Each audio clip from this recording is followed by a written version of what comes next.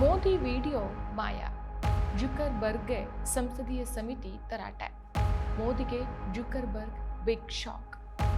ಮೋದಿ ವಿಡಿಯೋವನ್ನ ಡಿಲೀಟ್ ಮಾಡಿದಾದ್ರೂ ಯಾಕೆ? ನಮಸ್ಕಾರ, ಈ ದಿನಕ್ಕೆ ಸ್ವಾಗತ. ನಾನು ಶ್ರೀ ಪವಿತ್ರ. ಆ ದಿನ ದೆಹಲಿಯ ರಾಜಪಥದಲ್ಲಿ ಸೂರ್ಯ ಮುಳುಗ್ತಾ ಇದ್ದಾಗ ಎಲೆಕ್ಟ್ರಾನಿಕ್ಸ್ ಮತ್ತು ಮಾಹಿತಿ ತಂತ್ರಜ್ಞಾನ ಸಚಿವಾಲಯದ ಉನ್ನತ ಅಧಿಕಾರಿಗಳು ಕಚೇರಿಯಲ್ಲಿ ಎಂದಿಗೂ ಕಾಣದಂತಹ ಚಟುವಟಿಕೆಗಳು ಗರಿಗೆದರಿದ್ವು. ಕಾಗದ ಪತ್ರಗಳು ಒಂದು ಕಡೆಯಿಂದ ಇನ್ನೊಂದು ಕಡೆ ಧಾವಿಸ್ತಾ ಇತ್ತು. ಫೋನ್ಗಳು ನಿರಂತರವಾಗಿ ರಿಂಗ್ ಆಗ್ತಾ ಇತ್ತು.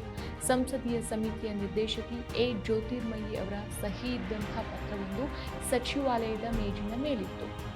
ವಿಷಯ ಸಣ್ಣದಾಗೇನೂ ಇರಲಿಲ್ಲ. ಮೆಟಾ ಸಂಸ್ಥೆಯ ಫೇಸ್ಬುಕ್ ದೇಶದ ಪ್ರಧಾನಮಂತ್ರಿ ನರೇಂದ್ರ ಮೋದಿ ಅವರ ವಿಡಿಯೋವೊಂದನ್ನು ಡಿಲೀಟ್ ಮಾಡಿತ್ತು. ಯಾವುದೋ ತಾಂತ್ರಿಕ ಕಾರಣವನ್ನು ನೀಡಿದಂಥ ಫೇಸ್ಬುಕ್ ಆ ವಿಡಿಯೋವನ್ನು ಸುಮಾರು 5-6 ಗಂಟೆಗಳ ಕಾಲ, ಕೆಲವು ಮೂಲಗಳ ಪ್ರಕಾರ ಕೇವಲ ಒಂದು 5 ನಿಮಿಷ ಅಂತ ಹೇಳ್ತಾರೆ, ತನ್ನ ಪ್ಲಾಟ್ಫಾರ್ಮ್ನಿಂದ ತೆಗೆದುಹಾಕಿತ್ತು. ನಂತರ ಅದನ್ನು ಮರುಸ್ಥಾಪಿಸಲಾಯಿತು. ಆದರೂ ಆಗಲೇ ರಾಜಕೀಯ ರಂಗದಲ್ಲಿ ಬಿರುಗಾಳಿ ಎದ್ದು ಹೋಗಿತ್ತು. ಇದು ಬರೀ ವಿಡಿಯೋ ಅಲ್ಲ, ದೇಶದ ಪ್ರಧಾನಿಯವರ ಸಂದೇಶ. 3 ದಿನಗಳ ಒಳಗೆ ಮಾರ್ಕ್ ಜುಕರ್ಬರ್ಗ್ ಕ್ಷಮೆಯಾಚಿಸಬೇಕು, ಇಲ್ಲ ಅಂತಂದರೆ ಮೆಟಾ ಸಂಸ್ಥೆಗೆ ನೀಡಲಾಗಿರುವಂತಹ ಕಾನೂನು ರಕ್ಷಣೆ ಮತ್ತು ವಿನಾಯಿತಿಯನ್ನು ಹಿಂಪಡಿತೇವೆ ಅಂತ ಸಂಸದೀಯ ಸಮಿತಿ ತೀವ್ರ ಎಚ್ಚರಿಕೆಯನ್ನು ಕೊಡ್ತು. ಮೆಟಾ ಅಧಿಕಾರಿಗಳಿಗೆ ತಕ್ಷಣ ಸಮನ್ಸ್ ಜಾರಿಯಾಯಿತು. ಸಚಿವಾಲಯದ ಅಧಿಕಾರಿಗಳನ್ನು ತುರ್ತಾಗಿ ಕರೆಸಿಕೊಳ್ಳಲಾಯಿತು. ಸರ್ಕಾರಿ ಯಂತ್ರದ ಇಡೀ ಶಕ್ತಿ ಆ ಒಂದು ವಿಡಿಯೋವನ್ನು ತೆಗೆದುಹಾಕಿದವರ ಮೇಲೆ ಕಾನೂನು ಚಾವಟಿ ಬೀಸೋಕೆ ಸಜ್ಜಾಯಿತು. ಮಾಧ್ಯಮಗಳಲ್ಲಿ ಇದನ್ನು ರಾಷ್ಟ್ರೀಯ ಮಹತ್ವದ ವಿಷಯ ಅಂತ ಬಿಂಬಿಸಲಾಯಿತು. ದೇಶದ ಹೆಮ್ಮೆಗೆ ಉಂಟಾದ ಧಕ್ಕೆ, ಡಿಜಿಟಲ್ ಜಗತ್ತಿನಲ್ಲಿ ಭಾರತದ ಸಾರ್ವಭೌಮತ್ವ ಅಂತೆಲ್ಲ ಚರ್ಚೆಗಳು ದಿನ ಇಡೀ ನಡೀತು. ಆದರೆ ಅದೇ ಸಮಯದಲ್ಲಿ ಈ ಮೆಟ್ರೋ ನಗರಗಳ ಹವಾಮಾನ ನಿಯಂತ್ರಿತ ಕಚೇರಿಗಳಿಂದ 100 ಕಿಲೋಮೀಟರ್ ದೂರದಲ್ಲಿದ್ದಂಥ ನಿಜವಾದ ಭಾರತದ ಗಡಿಗಳಲ್ಲಿ ಪರಿಸ್ಥಿತಿ ಬೇರೆಯೇ ಇತ್ತು. ಈಶಾನ್ಯದ ಸುಂದರ ರಾಜ್ಯ ಮಣಿಪುರ ವರ್ಷಗಳಿಂದ ಉರಿತಾ ಇತ್ತು.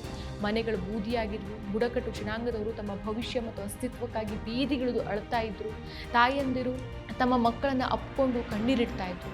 ದಯವಿಟ್ಟು ಒಮ್ಮೆ ನಮ್ಮ ರಾಜ್ಯಕ್ಕೆ ಬನ್ನಿ, ನಮ್ಮ ಅಳಲನ್ನು ಕೇಳಿ ಅಂತ ಮಣಿಪುರದ ಪ್ರಜೆಗಳು ರಾಜಧಾನಿಯತ್ತ ಕೈ ಮುಗಿದು ಎಷ್ಟೋ ಬಾರಿ ಮನವಿಯನ್ನು ಮಾಡಿಕೊಂಡಿದ್ರು. ಆದರೆ ಆ ಮನವಿಗಳು ದೆಹಲಿಯ ದೊರೆಗಳ ಕಿವಿಗೆ ತಲುಪಲೇ ಇಲ್ಲ. ಅಲ್ಲಿ ಪ್ರತಿದಿನ ಉರಿತಾ ಇದ್ದಂಥ ಬೆಂಕಿ ರಾಷ್ಟ್ರೀಯ ಮಹತ್ವ ಪಡೆದುಕೊಳ್ಳೇ ಇಲ್ಲ. ಇತ್ತ ದೇಶದ ಮೂಲೆ ಮೂಲೆಗಳಲ್ಲಿ ನೀಟ್ ಪರೀಕ್ಷೆ ಸಿದ್ಧತೆ ನಡೆಸ್ತಾ ಇದ್ದಂಥ ಲಕ್ಷಾಂತರ ಯುವಕರ ಕಥೆ ಮತ್ತು ಮತ್ತಷ್ಟು ಕರುಣಾಜನಕವಾಗಿತ್ತು.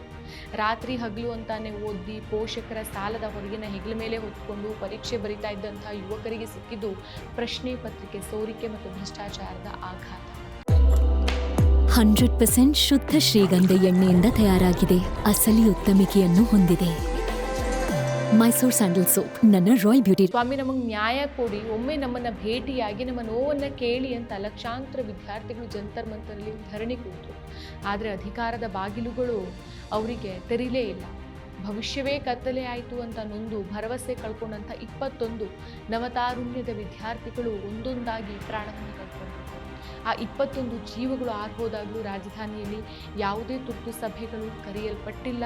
ಯಾವ ಸಂಸ್ಥೆಗೂ ಗಡುವನ್ನೂ ನೀಡಿಲ್ಲ. ಇನ್ನು ಮಾರುಕಟ್ಟೆಯಲ್ಲಿ ಭಾರತೀಯ ರೂಪಾಯಿಯ ಮೌಲ್ಯ ಅಂತಾರಾಷ್ಟ್ರೀಯ ಮಟ್ಟದಲ್ಲಿ ಸಾರ್ವಕಾಲಿಕ ಕುಸಿತ ಕಾಣ್ತಾ ಇತ್ತು. ಸಾಮಾನ್ಯ ನಾಗರಿಕರ ಹಸಿವು, ಬೆಲೆ ಏರಿಕೆಯ ಬಿಸಿ, ಸಣ್ಣ ವ್ಯಾಪಾರಿಗಳ ಪರದಾಟ ದಿನದಿಂದ ದಿನಕ್ಕೆ ಹೆಚ್ಚುತ್ತಾ ಇತ್ತು. ಆದರೂ ಯಾವೊಬ್ಬ ನಾಯಕರು ಕಿವಿಗೊಟ್ಟಿಲ್ಲ.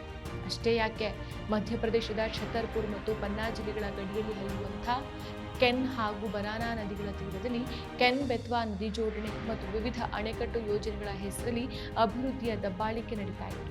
ತಲೆಮಾರುಗಳಿಂದ ತಾವು ನಂಬಿ ಬದುಕಿರುವಂತಹ ಜಲ, ಜಮೀನು ಮತ್ತು ಅರಣ್ಯವನ್ನು ಉಳಿಸಿಕೊಳ್ಳೋಕೆ ಗೊಂಡ್ ಹಾಗೂ ಸೌರ್ ಸಮುದಾಯದ ಆದಿವಾಸಿಗಳು ಮಹಾಸಂಗ್ರಾಮಕ್ಕೆ ಇಳಿದಿದ್ದಾರೆ.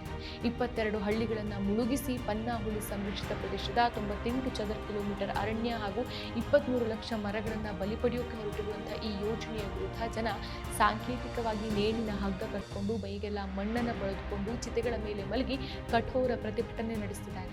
ಗ್ರಾಮ ಸಭೆಯ ನೈಜ ಒಪ್ಪಿಗೆಯಾಗಲಿ, 2006ರ ಅರಣ್ಯ ಹಕ್ಕು ಕಾಯ್ದೆಯಡಿ ಸಿಗಬೇಕಾದಂತಹ ಹಕ್ಕುಗಳಾಗಲಿ ಸಿಗದೇನೆ ಭರವಸೆ ನೀಡಿದ ಅಧಿಕಾರಿಗಳೇ ಬಲವಂತವಾಗಿ ಮನೆಗಳನ್ನು ಧ್ವಂಸಗೊಳಿಸ್ತಾ ಇರೋದನ್ನು ಖಂಡಿಸಿರುವಂತಹ ಮಣ್ಣಿನ ಮಕ್ಕಳು ಸರ್ಕಾರದ ಅರೆಬರೆ ಪರಿಹಾರದ ಭಿಕ್ಷೆಯನ್ನು ತಿರಸ್ಕರಿಸಿ ತಮ್ಮ ಅಸ್ತಿತ್ವ, ಪ್ರಕೃತಿ ಮತ್ತು ಜೀವ ವೈವಿಧ್ಯದ ಉಳಿವಿಗಾಗಿ ನ್ಯಾಯ ಕೊಡಿ, ಇಲ್ಲವೇ ಸಾವನ್ನ ಕೊಡಿ ಅಂತ ಹೋರಾಡ್ತಿದ್ದಾರೆ.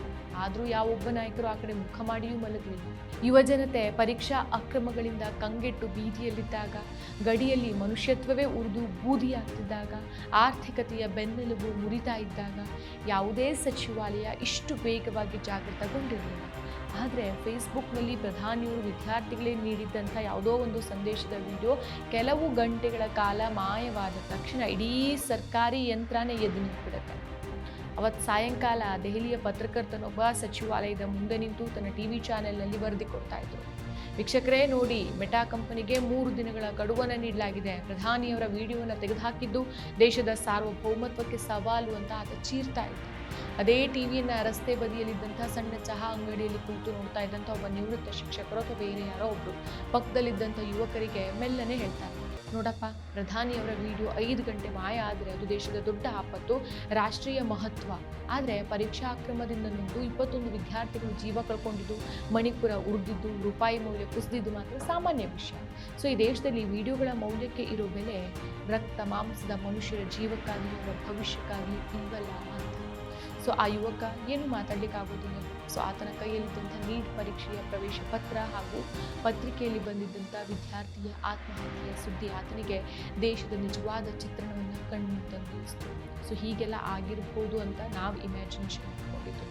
ಸೊ ಜನನಾಯಕರ ಪ್ರಚಾರ, ಸಾಮಾಜಿಕ ಜಾಲತಾಣದ ಪೋಸ್ಟ್ಗಳು ಮತ್ತು ಡಿಜಿಟಲ್ ಪ್ರತಿಷ್ಠೆಗಳು ರಾಷ್ಟ್ರೀಯ ಮಹತ್ವ ಪಡೆಯುವಂಥ ಈ ದಿನಗಳಲ್ಲಿ ಸದ್ದಿಲ್ಲದೆ ಸತ್ತೋಗ್ತಾ ಇರುವಂಥ ಯುವಕರ ಕನಸುಗಳು ಮತ್ತು ಉರಿತಾ ಇರುವಂಥ ರಾಜ್ಯದ ಜನರ ಕಣ್ಣೀರು ಯಾವ ಮಹತ್ವ ಪಡೆಯುತ್ತೆ ಅನ್ನೋದೇ ಇಂದಿನ ಭಾರತದ ಮುಂದಿರುವಂಥ ಅತಿದೊಡ್ಡ ಪ್ರಶ್ನೆ. ಮತ್ತಷ್ಟು ವಿಶೇಷ ವಿಡಿಯೋಗಳನ್ನು ನೋಡಲು ಮತ್ತು ಹೊಸ ವಿಡಿಯೋಗಳ ಬಗ್ಗೆ ತಿಳಿಯಲು EDina.com ಯೂಟ್ಯೂಬ್ ಚಾನೆಲ್ ಸಬ್ಸ್ಕ್ರೈಬ್ ಮಾಡಿ ಮತ್ತು ಬೆಲ್ ಐಕಾನ್ ಕ್ಲಿಕ್ ಮಾಡಿ.